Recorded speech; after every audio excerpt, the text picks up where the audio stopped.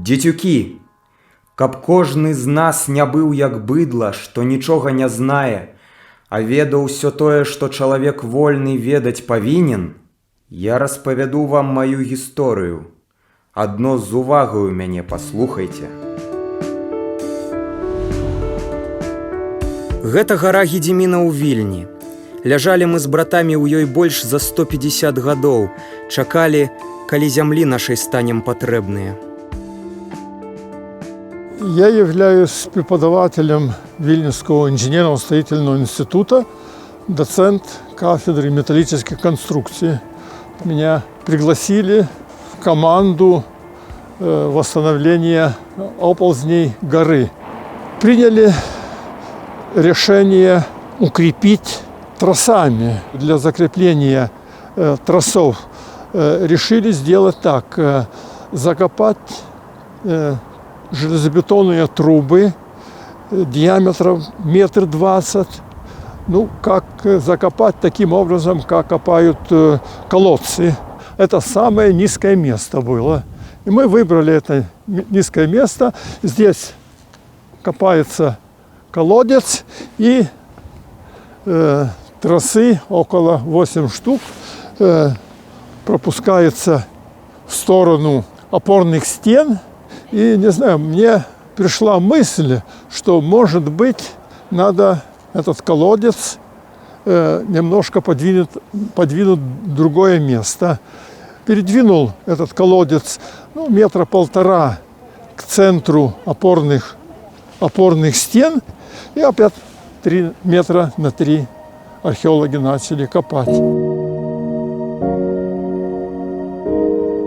Самое интересное, когда они выкопали это 3 метра на 3, здесь оказались человеческий скелет.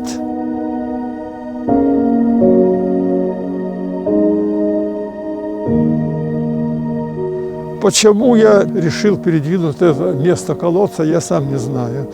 Сейчас пытаюсь, не объяснить, а так шутя говорить, что это, как в народе говорят, палец Бога.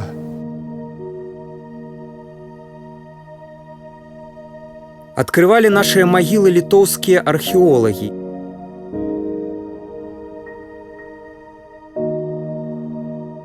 Тяжко уявить, что на таким невеликим пляцыку были похованы 21 паўстанец.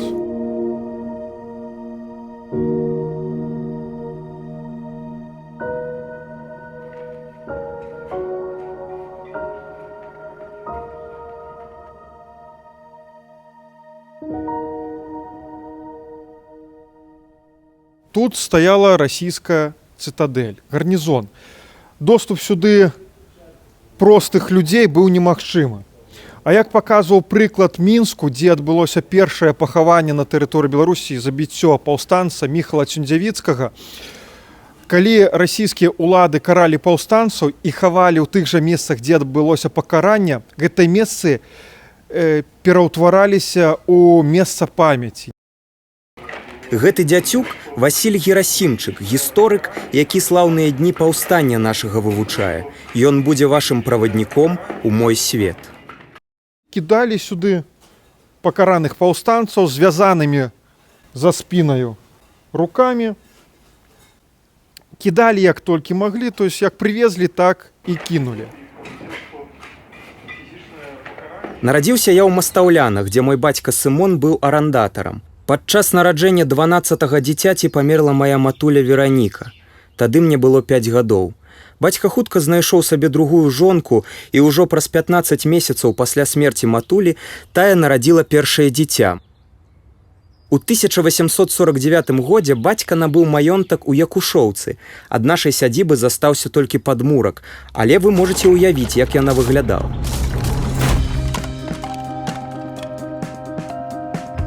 А гэта ліпавыя прысады, якія садзіў і я. Мачаха не замяніла мне маці. Яна штогод нараджала ды хавала сваіх дзяцей, а бацька займаўся паспяховай ткацкай мануфактурай, чые вырабы былі слынныя нават у Вільні, Менску ды Беластоку. Можно открыть? Можно. То есть вот я беру и открываю. Да. Як як черный ящик.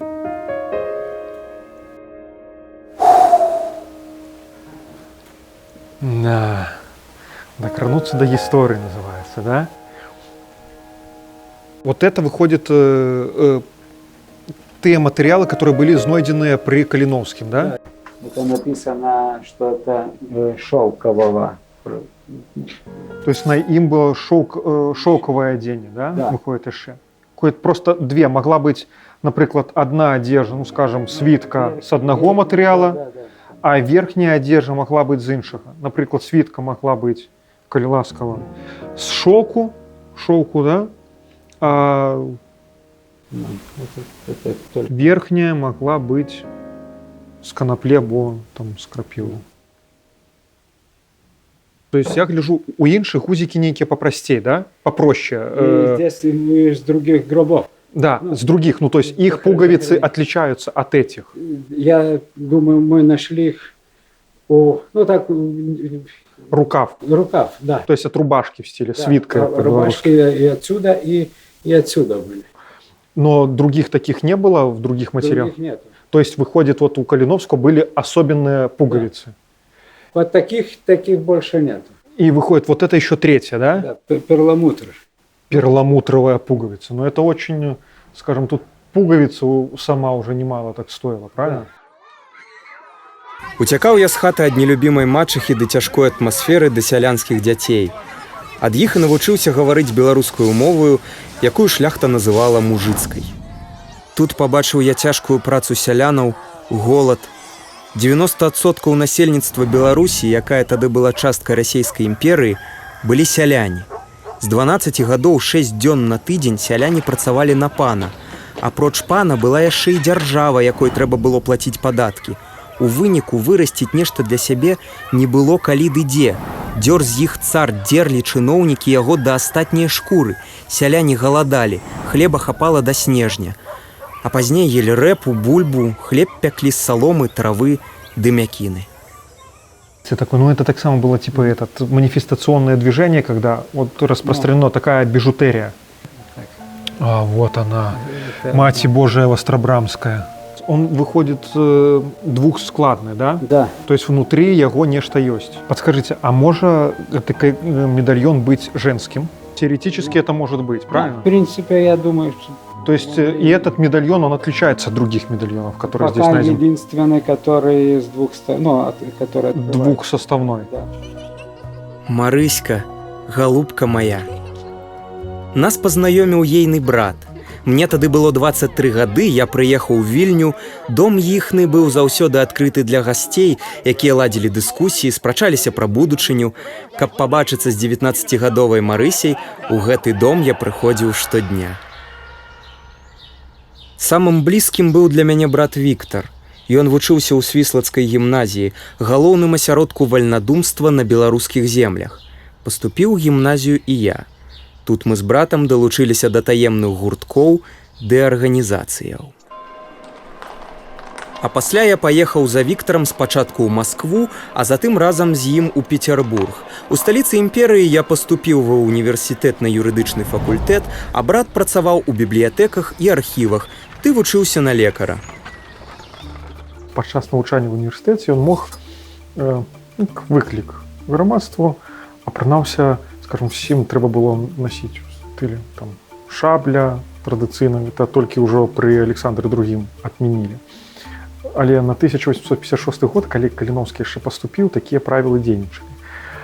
А ён на старэйшых курсах, ужо на старэйшых, там ввогуле адрозніваўся тым, што рушнік насіў замест, там, скажем, гальштука ці это. Потым, скажем, неяк з валасамі нейкія такія рэчы вытвараў, которые былі, выпадалі з агульнага таго, што неабходна было ў тым грамадстве, што выдзялялі яго. Не, як такі своеасаблівы панк свайго часу. То есть ён кідаў выклік грамадству нават сваім внешнім выглядам. Бацька быў моцна расчараваны нашым выбарам. Ён хацеў перадаць нам фабрыку і прыбытковую справу. У Якушоўцы ў бацькі было 220 гектараў зямлі ды мануфактура на 12 варштатаў, дзе працавалі 20 вольных рабочых. Бацька не меў прыгонных сялянаў, ён быў чалавекам новай эпохі, як бы вы цяпер сказалі, сапраўдным бізнэсоўцам. Ён наймаў на працу ахвотных і плаціў заробак. Але мы з братам не хацелі такой будучыні і таму добра спазналі, што такое беднасць. Я здымаў пакой у найгоршым раёне Пецярбургу, каля цукровага заводу. Тут увесь час быў страшэнны дым, не хапала грошай на лекі ды ежу. У мяне пачаліся прыступы эпілепсіі. Віктар жа хварэў на сухоты.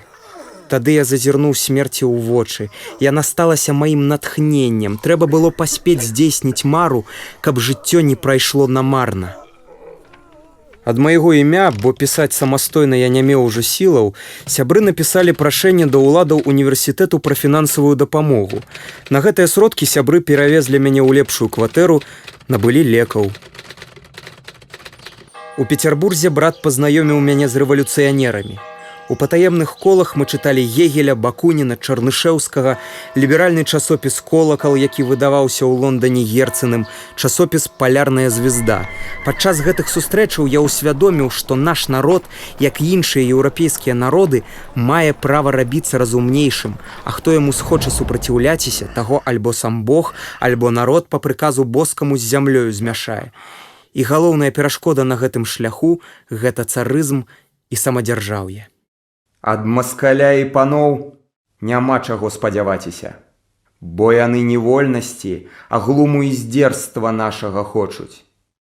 Но нядоўга яны нас будуць абдзіраць, бо мы пазналі, дзе сіла і праўда, і будзем ведаць, як рабіць трэба, каб дастаць зямлю і свабоду.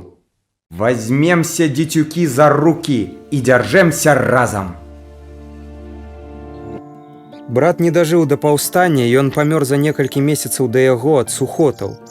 Віктара пахавалі ў Свіслачы, краязнаўцы меркавалі, што гэта ягоная магіла, але эксгумацыі і тэсты ДНК таго не пацвердзілі. Немножко снимаем, зачищаем, смотрим, есть ли какая-то могильная яма, если будет визуально что-то видно, и потом будет по факту работать. У бацькі майго было 25 дзяцей, але мала хто дажыў да дарослых гадоў. Род Каліноўскіх працягнулі Марыя, па мужу Плаўская, Казіміра, па мужу Багушевіч і адзіны яго мужчынскі нашчадак Міхаіл. 1861 год. Я вучуся на апошнім курсе, цар адмяняе прыгоннае права. В силу означенных новых положений крепостные люди получат в свое время полные права свободных сельских обывателей. Мэта дасягнутая без паўстання, але сяляне абураныя. Імперыя, ахопленая хваляй сялянскіх бунтаў. Сяляне атрымалі вольную, але засталіся без зямлі, якую трэба было выкупляць за вялікія грошы. Толькі за першую палову 1861 года у Беларусі адбылося 300 сялянскіх выступленняў. Іх жорстка здушала царскае войска ды казакі. Каб не памерці з голаду, даводзілася ехаць у горад і наймацца ў нешматлікія яшчэ прадпрыемствы ці надалей працаваць на зямлі свайго пана, сплочваючы паншчыну і аброк за карыстанне зямлёй. Надзея сялянаў на лепшае жыццё страчанае, незадаволенае і расейскае дваранства. Маскаль то хітры. Ён-то, дзецюкі, хоча, каб не даць і нічога. А народ думаў, што ўжо мае ўсё як належыць.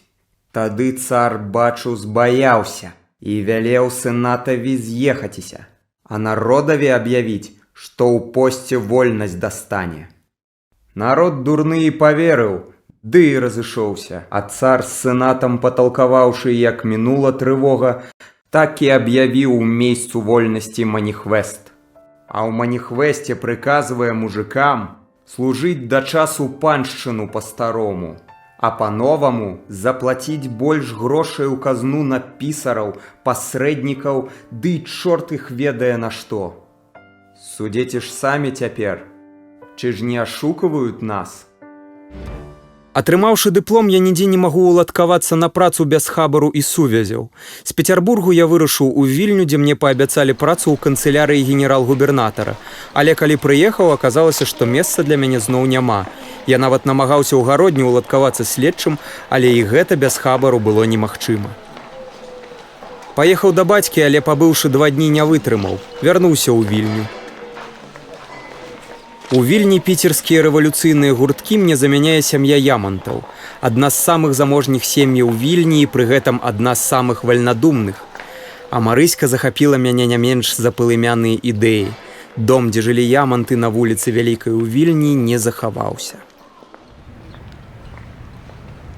Працы я ўсцяж не маю і надалей ратуе мяне настаўніцтва. Я выкладаю расейскую мову. Гэтага хапае, каб здымаць кватэру. З паплечнікамі мы вырашаем стварыць гарадзенскую рэвалюцыйную арганізацыю, галоўная мэта якой – зрынанне царызму. Аднак перад паўстаннем трэба падрыхтаваць насельніцтва, найперш сялянаў, давесці ім, што змены магчымыя. І атрымалася так, што я стаў адным з першых беларускіх журналістаў. Але я не толькі пісаў і выдаваў мужыцкую праўду, я яе яшчэ і распаўсюджваў. Гэта было нялёгка, бо меў толькі коней ды воз. Расейскія жандары актыўна мяне шукалі яшчэ да пачатку паўстання. Я наважыўся друкаваць і распаўсюджваць крамольную газету і за гэта заслугоўваў катаргі. Паплечнікі прапаноўвалі мне з'ехаць за мяжу, каб уратавацца і працягваць ідэалагічную працу з-за мяжы, але я не лічыў гэта магчымым. Змаганне магло быць толькі на радзіме побач з сялянамі.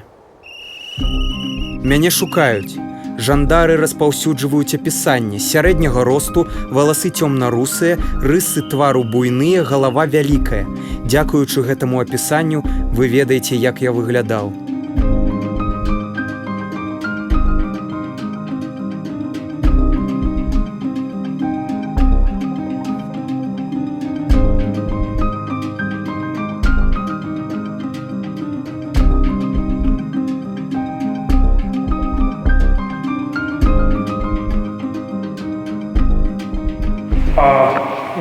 Олд.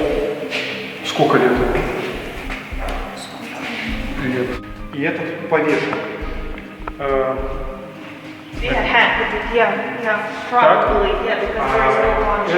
застрелен. То есть тут вот одразу бачно, что застрелен, да? Але знайсці мяне ў жандараў не атрымоўвалася, адгадаваная барада змяняла мяне цалкам. Калі, напрыклад, дабіраліся да мелавіцкага лагера, ён з Заблоцкім, сваім сябрам, яны некалькі разоў мянялі вопратку. У іх была, напрыклад, вопратка чыноўнікаў. Яны ехалі, заязджаюць, потому што солдат да халеры. Тут патрапіць, зразумела, дакументы былі, але заўсёды маглі дачапіцца, да каго не дачэпіцца. Да чыноўнікаў. Тым часам цар робіць нам самы істотны падарунак. У 1862 годзе рушыў цягнік па першай вялікай чыгунцы імперыі Варшава-Пецярбург. Без яе мы б не здолелі так хутка перасоўвацца, распаўсюджваць газету, якую друкавалі ў Саколцы, Вільні, Горадні і дастаўляць яе хутка ды незаўважна. Таксама нам у дапамогу ўжо 10 гадоў працаваў тэлеграф. Дзеецца і ва ўсім свеце. У ЗША ўжо 2 гады трывае грамадзянская вайна за адмену рабства. У Нямецчыне ствараецца ўсеагульны звяз рабочых, узнікае Чырвоны крыж, а ў Лондане пабудавалі першае метро. На землях колішняй Рэчы Паспалітай неспакойна. 25 лютага 1861 года у Варшаве царскае войска расстрэльвае дэманстрацыю. Гінуць 5 асобаў. На адной з наступных дэманстрацый у Варшаве гінуць ужо больш за 100 чалавек. Раней у польскім каралеўстве абвесцілі ваеннае становішча, забараніўшы ўсе маніфестацыі, і пратэсты пачалі мець характар антыцарскіх. 2 дні пасля забойстваў у Варшаве на вуліцы выходзяць яшчэ больш людзей, абураных такім гвалтам. Акцыі распаўсюджваюцца па ўсёй Рэчы Паспалітай, у тым ліку ў Беларусі і Літве. У Рэчы Паспалітай яшчэ памятаюць паўстанне 1830 года, у Расеі паўстанне дзекабрыстаў. І тыя, і другія ўжо вярнуліся са ссылкі і катаргі. Каб дакладна ацаніць настрой сялянаў, я выпраўляўся ў вандроўкі па гарадзеншчыне, пеша і ў сялянскай світцы. Я размаўляў з вясковым людам, пераконваў іх і дапамагаў. 22 студзеня 1863 у польскім каралеўстве пачалося паўстанне стычнёве. У каралеўстве настроі крыху іншыя. Там шляхта бунтуе супраць улады чужынца, расейскага цара, які змяняе заканадаўства і адмяняе шляхецкія вольнасці. Гэта быў своеасаблівы працяг паўстання Касцюшкі і паўстанне 1830 года за аднаўленне Рэчы Паспалітай. Калі прыйшла навіна пра пачатак паўстання, я быў у Ямантаў. А тут у Літве і Беларусі да паўстання нічога не гатова. І перадусім незагітаванае сялянства. Літоўскі камітэт сцвярджае, што не дапусціць паўстання і здымае з сябе адказнасць. Аднак цягнік гісторыі ўжо напоўніўся параю. Гарадзенская моладзь паспрабавала захапіць цягнік і выправіцца на ім у раён дыслакацыі паўстанцаў каля Парэчу. Але акцыя скончылася паразаю, якая па ўспамінах аднаго з паўстанцаў надоўга астудзіла нашыя хваравітыя розумы. 10 дзён. 10 напружаных дзён з сустрэчамі, абмеркаваннямі і сумневамі. 10 дзён я не магу прыняць рашэнне абвясціць паўстанне. Я хачу сацыяльных, сапраўдных зменаў, а не захавання правоў шляхты, за якія змагаюцца польскія паўстанцы. Аднак, нягледзячы на розныя мэты, мы ў Беларусі і Літве падтрымліваем польскае паўстанне. Падумайце добра, да памаліўшыся Богу, станьма дружна разам за нашую вольнасць. Нас цар ужо не падмане, не падвядуць маскалі, а пакуль яшчэ пара, трэба нашым хлопцам спяшыць з віламі ды з косамі там, дзе дабіваюцца волі да праўды, а мы, іх бацькі да жонкі нашы, серахці будзем даўведамляць, адкуль на них цягне нячыста маскоўска сіла, да ад душы памагаць усялякімі спосабамі дзецюкам нашым, што за нас пойдуць біцца, а будзе ў нас вольнасць, якой не было нашым дзядам да бацькам. 1 лютага 1863 года часовы правінцыйны ўрад у Літве і Беларусі ад імя польскага нацыянальнага часовага ўраду выдае маніфест аб ураўнанні ўсіх жыхароў краю ў правах і надзяленні сялянаў зямлёю. Маніфест касаваў усе законы расейскай імперыі. Паўстанцы падзяліліся на дзве часткі. Белая частка шляхта, якая хоча вярнуць свае вольнасці. Белым мае дзеянні не падабаюцца, і таму мяне адхіляюць ад паўстання. Кіраўніком на тэрыторыі Беларусі і Літвы Варшава прызначае Якуба Гейштара, які цалкам падпарадкоўваецца польскаму часоваму ўраду і прымае мэты польскай шляхты. Змяняюць і ўсіх кіраўнікоў рэгіянальных суполак з палымянай моладзі на памешчыкаў, якія не зацікаўлены аддаваць зямлю. Цягам наступных некалькіх месяцаў, найбольш важных для нашай агульнай справы, працы запаволіваюцца. Прызначаны замест мяне Гейштар не ў стане нават сабраць абавязковай складкі грошай на паўстанне, якую ўносіла шляхта. Вядома, праца з сялянамі не вядзецца. Адзіным месцам актыўных дзеянняў была Гарадзеншчына, куды пасля адхілення ад кіравання паўстаннем мяне накіравалі ваяводскім камісарам. Пад імем Чарноцкага ён накіроўваецца на Гарадзеншчыну. Але да Гародні ён дабіраецца праз Беласток і Брэст. Самы паўстанскі дом у Гародні гэта так званы дом Фукса. На другім паверсе тут жылі Ідэльфонс Мілевіч, Сільвестровіч, Талочка, Геніюш, прадстаўнікі Гродзенскай рэвалюцыйнай арганізацыі. Менавіта тут, а не у гатэлі Рёмера, які знаходзіцца далей па сённяшняй вуліцы Савецкай, спыняецца Кастусь Каліноўскі. Тут вырашаюцца пытанні кіравання паўстання.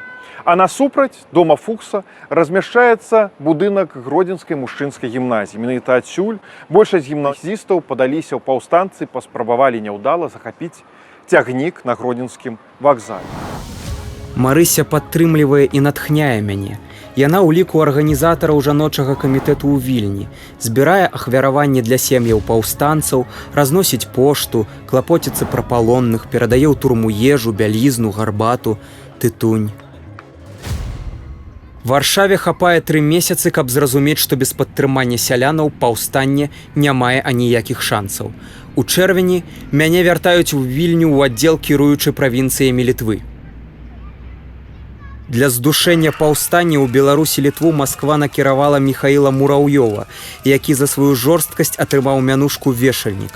Адбываюцца масавыя арышты, віленская арганізацыя амаль зліквідаваная, рэгіянальныя суполкі самаліквідуюцца, паўстанне фактычна здушанае. Але мы не можам здацца.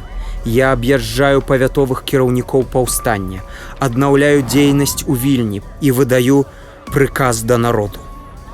Дело наше не дело панска, а справядлівай вольнасці, якой нашыя дзяды і бацькі здаўна жадалі. Цяпер то настаў час, што кожнаму будзе адмерана так, як ён сабе намерыць. Пан будзе ліхі, пана павесім, як сабаку. Мужик будзе кепскі, то і мужика павесім, а дворы іх і сёлы з дымам пойдуць, і будзе справядлівая вольнасць. Бо гэта сам Бог уже хоча і прычыстая маці. Цяпер, пасля рознагалоссяў з часовым урадам у Варшаве, я выразна пабачыў мэту.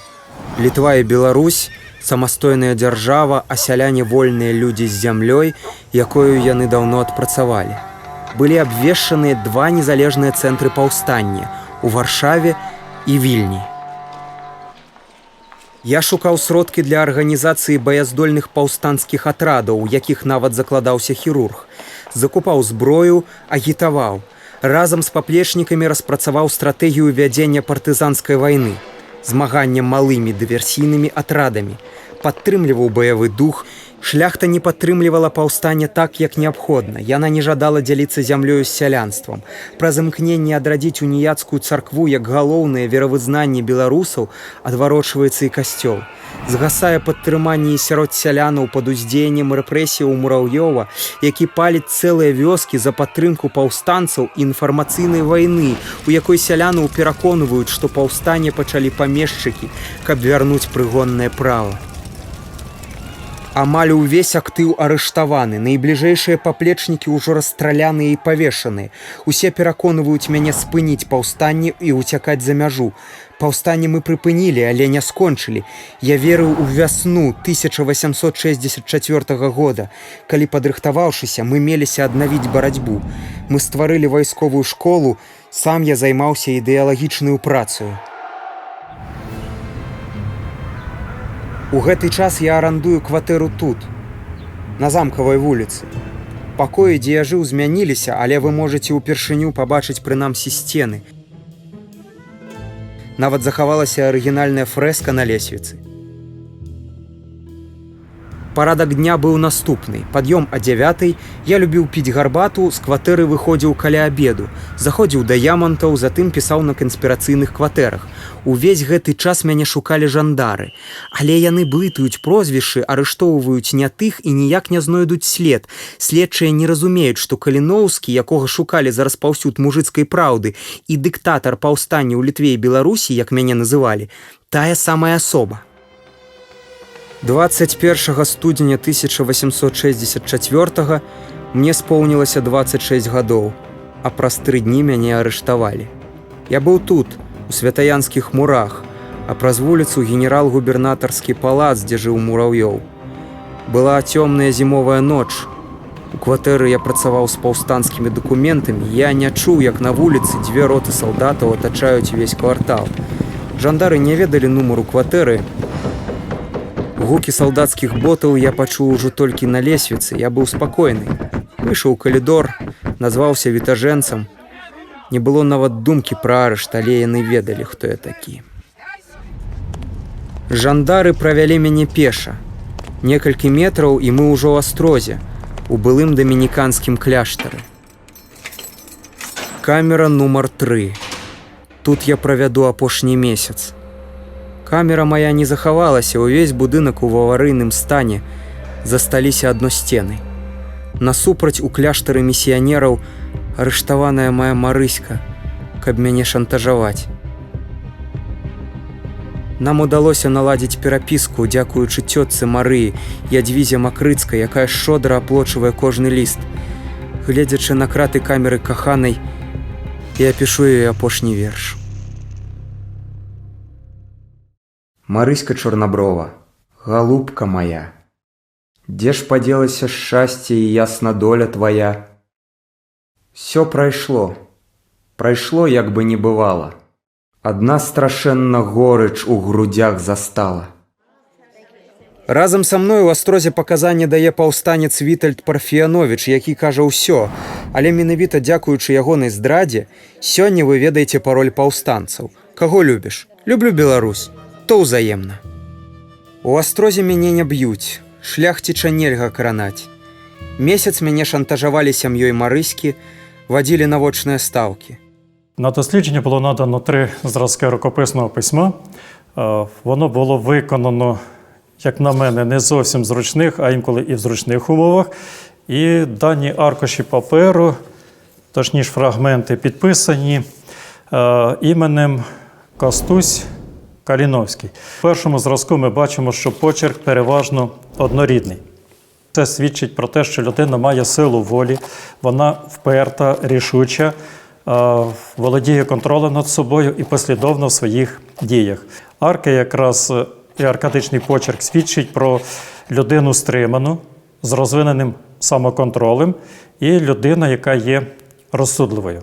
Людина дієва, прагне до своєї мети, вона динамічна, волева, вона не зупиняється, не загальмовується. Особа є дисциплінованою, але разом з тим вона цілеспрямована і не притримується якихось штампів. Людина реалістична, волева і життєрадісна. Коли ми дивимося на інші зразки в порівнянні з першим, беремо другий і третій зразки, тут уже є відмінності. І з'являються мікроштрихи, такі як дрижання, тобто тремор.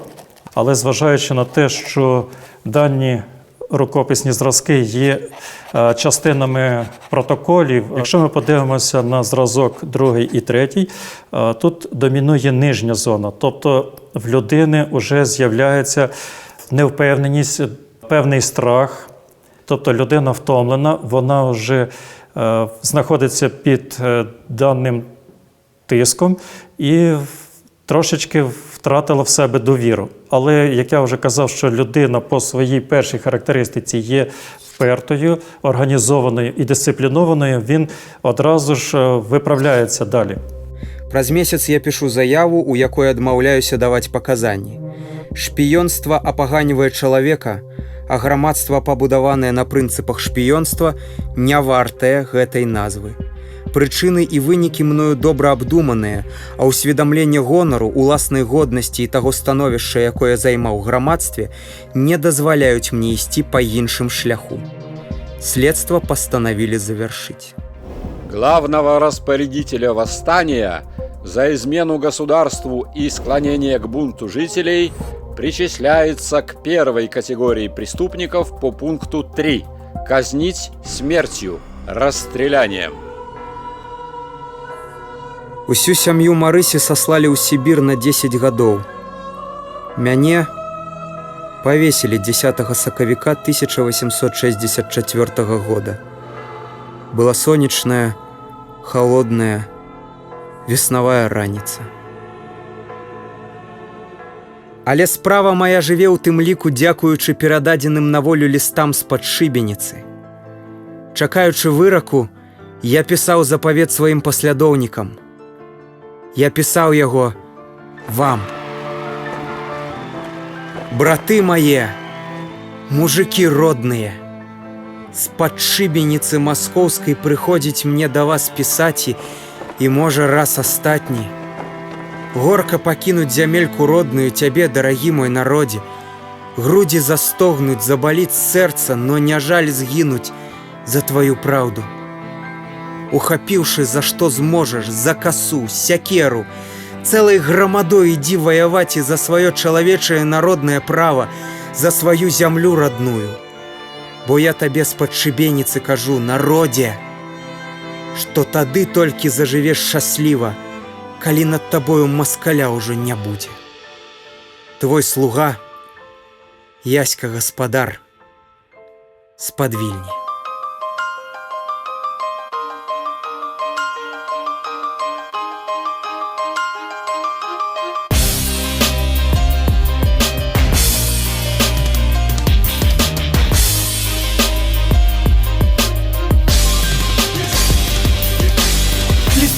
шибеницы пише наш святий Каліновський. Агенчик кволи блищить по туремные столі. І не народ уже рушить, а великое войско. Не потрібний предмет, нам треба тільки воля. Кожному белорусу мой заповедь вельми простий. Все залежить від нас, ідем наперед там рої. Закастуся повний келих до гори без тостов. Каліновського батьку і слава героям. 1964, 2-1 стагоддзя Винстон Лайт. Дым солодкий, разбавленный виски. Еду тягником, что от Менску и до Вильни за 4 годины. Одразу далеко и близко. Шибеница на лукишках и стоит Каліновський. А кого забивать? Палачам все ровно. Дворанином героя назвал служка московский. Нема двора, кричить кастусь, у нас усе ровные. Минуло 1,5 стагоддзя, а я бачу і сьогодні, як забивають героїв. Хіба по іншій методі, хіба тут світить нейкая іншая сонейка. Гэта дивный парадокс, ці да не на моде. Кожному белорусу мой заповедь вельми простий. Все залежить от нас, ідем наперед там рої. За кастуся повний келих до гори без тостов. За Каліновського батьку і слава героям.